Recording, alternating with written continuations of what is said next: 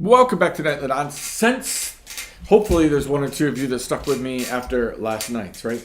I want to continue on. It's funny, I just had a in-between conversation and it went right with where we were going to go, right?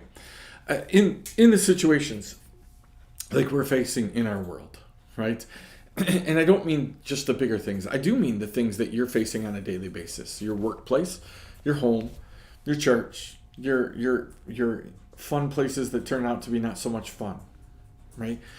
You and I need to pray. Just said last night, you need to pray for your enemies, right? I want to be super clear, right? Your enemies, as defined if you're in part of God's kingdom, are the enemies of God, right? You got to grasp that, right?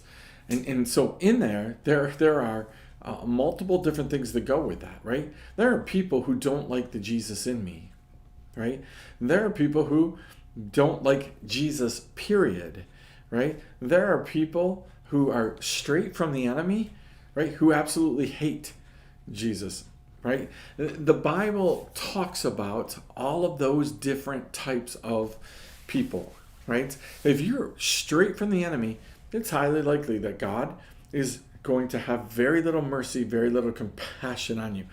But wait, he did, right? I want you to think through something we were talking about, but I was already on. It's funny how God already works through these things, right? When God promised Abraham the promised land, he says to Abraham, it's going to be 400 years before this all happens, right? Now, again, I was laughing the other day because if this had been Noah, right, in Noah's time or before, you could have said 400 years and they'd have been like, okay, we'll wait. And they would have been born, right? And then they would have waited for 400 years, right? But it's not. Abraham didn't live 400 years like his predecessors did for hundreds and hundreds of years, right? So Abraham knew he wasn't going to get this promise. But why? Why did God make him wait 400 years?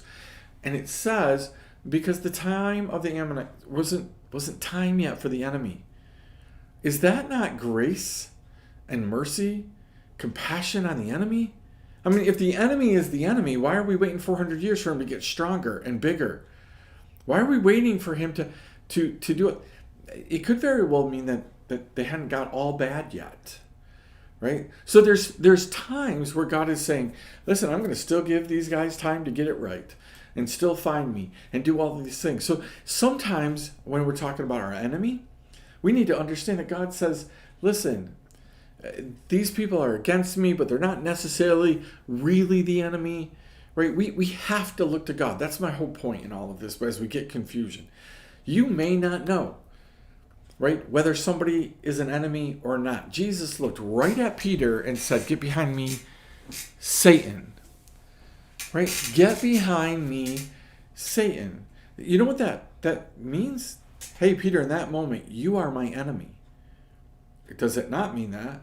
Well, it can't mean that because God, Peter loved Jesus. You can love God and work against God in moments. You can be the enemy of God. When you're given false information, false words from the God, when you're telling people there's hope when there's not, when you're not being Jesus to other people, you're acting as the enemy. So that moment when you're screaming and hollering and yelling at somebody and going off the rails, you're not being Jesus to them. You're acting as the enemy of Jesus. Actually, God says that's what the enemy does. He does those kind of things. Guess where your fruit is found? It's found in the fruit of the flesh, not in the fruit of the Spirit. So we look at all of these things and say God has to determine, right? God has to determine the state of those in front of you. You need to be in tune with God. Do I go up and fight? Do I stand back? Do I pray for them? Do I go now? Do I not? God knows what he's doing. And so sometimes we look at the enemy, we just assume that everybody who's against me is an enemy. Do you know that there are times where you're assuming that somebody is the enemy of God when really it's you being the enemy of God? Your words, what you're saying in that moment are not godly. So you're taking their discipline, you're taking their words of instructions, you're taking their words of affirmation even, or any of these things, and you're saying, oh, nobody would talk about them like that. Nobody would give them credit for that. Nobody, they are not a good person. And maybe you're not the good person in the moment. We need to be in tune with God. When you're in the right frequency, right? It's just like a radio, which I know nobody uses anymore, but it's just like the old radios, right? You had to keep messing with the knob to get exactly right. Otherwise, you got the static on either side of it, and you can't hear it clearly.